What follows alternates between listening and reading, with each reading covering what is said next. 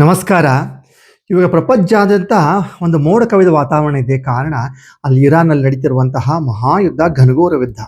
So ಇದರಲ್ಲಿ ಯಾರಿಗೂ ಕೂಡ ಒಂದು ಐಡಿಯಾ ಇಲ್ಲ. ಎಷ್ಟು ದಿನದಲ್ಲಿ ಮುಗಿಯುತ್ತೋ, ಪಾಸ್ ಆಗುತ್ತೋ ಅಂತ ಐಡಿಯಾ ಇಲ್ಲ. ಇಡೀ ಜಗತ್ತೇ ಎಲ್ಲರ ಕಣ್ಣ ಕಟ್ಟುಬಿಟ್ಟು ಕತ್ಲೆ ಆಗಿದೆ. ಈ ಕತ್ಲೆಯನ್ನ ತೆಗೆಸುವಂತ ಚಿಕ್ಕ ಒಂದು ಪ್ರಯತ್ನ ನಾನು ಮಾಡ್ತಿದ್ದೀನಿ. ಈ ಹಿಂದೆ ಹೆಂಗೆ ನಾನು ಧರ್ಮಸ್ಥಳದ ಒಂದು ಪ್ರಿಡಿಕ್ಷನ್ ಮಾಡಿ ಯಾವ ಡೇಟ್ ಕೊಟ್ಟು, ಆ ಡೇಟ್ ನಂತರ ಮುಂದೆ ಎಲ್ಲ ರಿಸಾಲ್ವ್ ಹೋಗ್ಬಿಡುತ್ತೆ. ಯಾರ್ಯಾರು ಅಪವಾದ ಮಾಡ್ತಾರೆ ಎಲ್ಲ ಕೂಡ ದಿಕ್ಕು ತಪ್ಪಿ ದಿಕ್ಕಾಪಾಲಾಗ್ತಾರೋ ಅಂತ ಪ್ರಿಡಿಕ್ಷನ್ ಕೊಟ್ಟಿದ್ದು ಅದೆಷ್ಟು ಸತ್ಯ ಆಗಿತ್ತು. ಇವಾಗಲೂ ಕೂಡ ನಾನು ಮಾಡಿರುವಂತಹ ಒಂದು ಚಿಕ್ಕ ಅನಲೈಸಿಸ್ಸು ಈ ಯುದ್ಧ ಯಾವಾಗ ನಿಲ್ಲುತ್ತೆ ಅಲ್ಲ, ಪಾಸ್ ಆಗುತ್ತೆ ಅಂತ ನಾನು ಹೇಳಬಲ್ಲು. ಯಾಕಂದ್ರೆ ಈ ಯುದ್ಧ ಈಗಿಂದಂತಲ್ಲ, ಸುಮಾರು ಶತಮಾನಗಳಿಂದಲೇ ಯುದ್ಧಗಳು ನಡೀತಾನೇ ಇದ್ದಾವೆ. ಸೊ ಅದು ಯಾವಾಗ ಬೇಕಾದಾಗ ಯುದ್ಧ ಎಂಡ್ ಆಗ್ತಾ ಇಲ್ಲ, ಪಾಸ್ ಆಗ್ತಾ ಇದೆ. ಸೊ ಇಲ್ಲಿ ನಾನು ಪಾಸ್ ಆಗುವಂತಹ ಒಂದು ಟೈಮ್ ಡ್ಯೂರೇಷನ್ ಅನ್ನ ಕೊಡ್ತಾ ಇದ್ದೀನಿ. ಸರಳವಾಗಿ ಇಲ್ಲಿಂದ ನಾನು ಅನಲೈಸ್ ಮಾಡಿದಾಗ 40 ಡೇಸ್ ಇಂದ 55 ಡೇಸ್ ಒಳಗುನು, ಅಂದ್ರೆ ಆ ಒಂದು 15 ಡೇಸ್ ಡ್ಯೂರೇಷನ್ ಟೈಮ್ ಏನಿದೆ, 40ರಿಂದ 55 ದಿನ ಒಳಗಡೆ ಅಲ್ಲಿ ಏನಾಗುತ್ತೆ, ಒಂದು ಟರ್ನಿಂಗ್ ಪಾಯಿಂಟ್ ಬರುತ್ತೆ. ಆ ಟರ್ನಿಂಗ್ ಪಾಯಿಂಟ್ ಯಾವ ತರ ಆಗ್ಬೋದು, ಒಂದು ಸೇನೆಯ ಪ್ರಬಲತೆ ಕುಗ್ಗಬಹುದು, ಅಥವಾ ಒಂದು ಕಾಂಪ್ರಮೈಸ್ ಅಂತ ಆಗ್ಬೋದು. ಏನೋ ಒಂದು ಆ 55 ಡೇಸ್ ಒಳಗಡೆ, ಆ 40ಇಂದ 55 ಡೇಸ್ ಒಳಗಡೆನೆ ಹೆಚ್ಚು ಕಡಿಮೆ ಅಲ್ಲಿ ಏನಾಗುತ್ತೆ, ಒಂದು ಈ ಯುದ್ಧ ಪಾಸ್ ಆಗುವಂತಹ ಸನ್ನಿವೇಶ ಕ್ರಿಯೇಟ್ ಆಗುತ್ತೆ.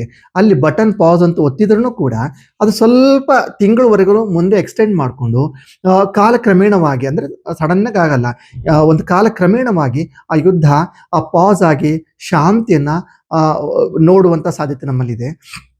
ಇಲ್ಲಿ ನಾನು ಹೇಳೋದೇನಿಷ್ಟ ಏನು ಹೇಳ್ತದೆ ಅಂದರೆ, ಇವಾಗ ಈ ಯಾವ ಮಟ್ಟಿಗೆ ಒಂದು ಯುದ್ಧದ ಒಂದು ಉದ್ವಿಗ್ನತೆ ಇದೆಯೋ, ಅದು 40ರಿಂದ 55 ದಿನಗಳವರೆಗೆ ಒಂದು ಹೆಚ್ಚು ಕಡಿಮೆ 70% ಕುಗ್ಗಿ 30% ಮಾತ್ರ ಇರುತ್ತೆ. ಮುಂಬರುವ ದಿನಗಳಲ್ಲಿ ಅದು ಕ್ರಮೇಣವಾಗಿ 30% ಕೂಡ ವಾಶ್ಔಟ್ ಆಗುತ್ತೆ. ಯಾಕಂದ್ರೆ ಇವಾಗ ಟ್ರೈನು ಒಂದು ಕಡೆ ಬ್ರೇಕ್ ಹಾಕಿದ್ರೆ ಒಂದು ಅರ್ಧ ಕಿಲೋಮೀಟರ್ ಮುಂದೆ ಹೋಗಿ ನಿಲ್ಲುತ್ತೆ. ಹಾಗೆ ಈ ಪಾಸ್ ಬಟನ್ ಇವಾಗ 40ರಿಂದ 55 ದಿನಗಳವರೆಗೆ ಆ ಪಾಸ್ ಬಟನ್ ಪ್ರೆಸ್ ಮಾಡಿದರೂ ಕೂಡ ನಿಲ್ಲೋದು ಕ್ರಮೇಣವಾಗಿ ನಿಲ್ಲುತ್ತೆ. ಅಂದಾಜಲ್ಲಿ ತಗೊಂಡ್ರೆ ಒಂದು 6 to 7 ಮಂತ್ ಕಂಪ್ಲೀಟ್ ಆಗಿ ಶಾಂತ ಆಗುತ್ತೆ. ಸೊ ಇಲ್ಲಿ ನಾವು ಇನ್ನೊಂದು ಗಮನಿಸಬೇಕಂತ ಅಂಶ ಏನಪ್ಪಾ ಅಂತಂದ್ರೆ, ಇವಾಗ ನಡೆದಿರುವಂತಹ ಪ್ಲಾನೆಟರಿ ಪೊಸಿಷನ್ ಅನ್ನ, ಹಿಸ್ಟ್ರಿನ ಒಂದು ಜಾಗತಿಕ ಮಟ್ಟದಲ್ಲಿ ನಾವು ನೋಡಿದಾಗ ನಮಗೆ ನಿಜಕ್ಕೂ ದುರಂತ ಕಾಣ್ತಾ ಇರೋದೇ ರಷ್ಯಾದ ಮೇಲೆ.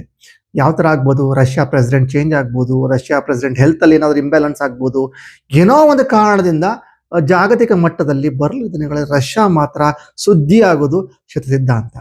ಅದಲ್ದನೆ ಇನ್ನೂ ಕೂಡ ಒಂದು ನನ್ನ ಪ್ರಿಡಿಕ್ಷನ್ ಯಾವ ತರ ಇದೆ ಅಂತಂದ್ರೆ, ಜಾಗತಿಕ ರಾಜ್ಯ ಮಟ್ಟದಲ್ಲಿ, ದೇಶ ಮಟ್ಟದಲ್ಲಿ, ಜಾಗತಿಕ ಮಟ್ಟದಲ್ಲಿ ದೊಡ್ಡವಾದಂತಹ ಒಬ್ಬ ಹೆಸರಾದಂತಹ ಒಬ್ಬ ನಾಯಕನ ಮತ್ತು ಅಭಿನೇತಾರ ಒಂದು ಸ್ಕ್ಯಾಂಡಲ್ ಆಗಲಿ, ಸ್ಕ್ಯಾಮ್ ಆಗಲಿ ಎಲ್ಲ ಹೊರಗಡೆ ಬಂದು ಆ ನೇತಾನ, ಆ ರಾಜಕಾರಣಿಯ ಯುಗ ಅಂತ್ಯವಾಗುವಂಥ ಸಾಧ್ಯತೆ ಕೂಡ ಇದೆ. ಯಾವತ್ತು ಹೇಳ್ದಂಗೆ ರಾಜಕಾರಣಿ ಯಾವ ಥರ 2 ಥರ ಅಂತ್ಯ ಆಗುತ್ತೆ. ಒಂದು, ಅವನ ಡೈರೆಕ್ಟ್ ಆಗಿ ಡೆತ್ ಆದರೆ, ಅಸಾಸಿನೇಷನ್ ಆದರೆ, ಅಥವಾ ಅವರ ಒಂದು ಪೊಲಿಟಿಕಲ್ ಯುಗ ಅಂತ್ಯವಾದ್ರೂ ಕೂಡ ಅವನು ಅಂತ್ಯ ಇದ್ದಂಗೆನೆ. ಸೊ ಈ ಪೊಲಿಟಿಕಲ್ ಯುಗ ಅಂತ್ಯ ಆಗೋದು ಏನಿದೆ ಅಂದ್ರೆ ಮೃತ್ಯುಕ್ಕಿಂತಲೂ ಭಯಾನಕವಾದಂಥದ್ದು. ಸೊ ಆ ಸನ್ನಿವೇಶ ಶೀಘ್ರದಲ್ಲಿ ನಾವು ಕಂಡೇ ಕಾಣ್ತೀವಿ, ರಾಜ್ಯ, ಭಾರತ, ಅಂತಾರಾಷ್ಟ್ರದಲ್ಲಿ. ಯಾಕಂದ್ರೆ ಇದು ಜಾಗತಿಕ ಮಟ್ಟದಲ್ಲಿ ದೊಡ್ಡ ನಾಯಕರಿಗೆ ಇರುವಂತಹ ಮಹಾ ಗಂಡಾಂತರ. ಇದು ಮಾತ್ರ ಸಿದ್ಧಾಂತ ನಡೆಯುತ್ತೆ. ಮುಂಬರುವ ದಿನಗಳಲ್ಲಿ ಇದಕ್ಕೆ ಫಾಲೋ ಅಪ್ ಎಪಿಸೋಡ್ ಕೂಡ ನಾನು ಮಾಡ್ತೀನಿ. ಈ ಯುದ್ಧದ ಪ್ರಭಾವ ಯಾವ ತರ ಆಗ್ಬೋದು ಅಂದ್ರೆ, ಮುಖ್ಯವಾದ ಎಫೆಕ್ಟ್ ಆಗೋದೇ ಏರ್ಲೈನ್ಸ್ ಮೇಲೆ, ಟ್ರಾನ್ಸ್ಪೋರ್ಟೇಷನ್ ಮೇಲೆ. ಅದು ಬಿಟ್ಟರೆ ಬೆಲೆ ಏರಿಕೆ, ವಸ್ತುಗಳ ಬೆಲೆ ಏರಿಕೆ ಆಗ್ಬೋದು, ದುಬಾರಿ ಆಗ್ಬೋದು. ಅದು ಬಿಟ್ಟರೆ ಹಾಹಾಕಾರ ಅಂತೂ ಖಂಡಿತವಾಗಿಯೂ ಎಲ್ಲೂ ಇಲ್ಲ. ಯಾಕೆಂದ್ರೆ ಇವಾಗ ನೀವು ಪಾಕಿಸ್ತಾನದಲ್ಲಿ ನೋಡ್ಬೋದು, ಪೆಟ್ರೋಲ್ ಡೀಸೆಲ್ ಸಿಕ್ಕಿಲ್ಲ ಅಂತ ಹೆಚ್ಚು ಕಡಿಮೆ ಭಾಗಶಃ ಪಾಕಿಸ್ತಾನ ಕೂಡ ಶಟ್ ಡೌನ್ ಆಗಿದೆ. ಸೊ ಆ ಥರ ಪರಿಸ್ಥಿತಿ ನಾವಿಲ್ಲಿ ಕಾಣಲ್ಲ.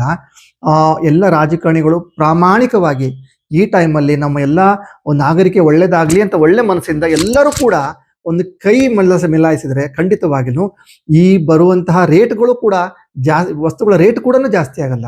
ಇವಾಗ ಪೆಟ್ರೋಲ್ ಸಿಗಲ್ಲ ಅಂತಾರೆ, ಪೆಟ್ರೋಲ್ ಸಿಗುತ್ತೆ, ಸ್ವಲ್ಪ ಮಟ್ಟಿಗೆ ಜಾಸ್ತಿ ಆಗ್ಬೋದು.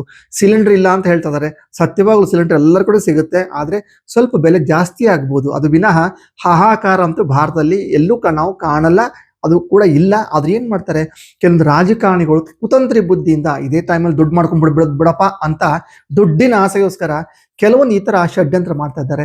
ಯಾಕಂದರೆ ಈ ಹಿಂದೆ ನೋಡ್ಬೋದು, ಕೋವಿಡ್ ಟೈಮಲ್ಲಿ ಕೆಲವೊಬ್ಬರು ತಮ್ಮ ಬೆಳೆನೇ ಬೆಳೆಸ್ಕೊಂಡ್ಬಿಟ್ಟು ಇರೋ ಬರೋ ದುಡ್ಡೆಲ್ಲ ಮಾಡ್ಕೊಂಡ್ಬಿಟ್ರು. ಸೊ ಆ ಥರನಾಗಿ ಕೆಲವೊಂದು ಕುಹಕ ಜನಗಳಿರ್ತಾರೆ.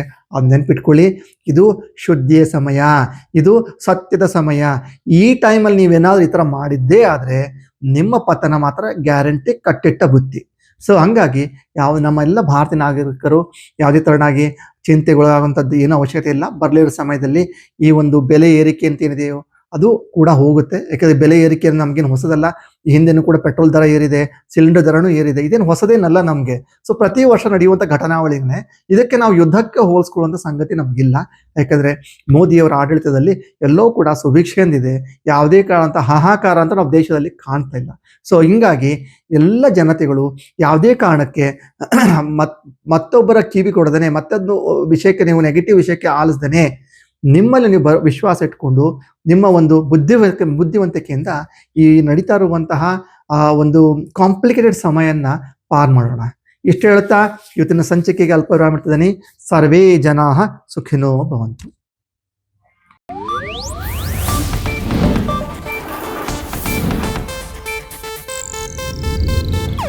ಇದು ಏಷ್ಯಾನೆಟ್ ನ್ಯೂಸ್ ನೆಟ್ವರ್ಕ್ ಪ್ರಸ್ತುತಿ.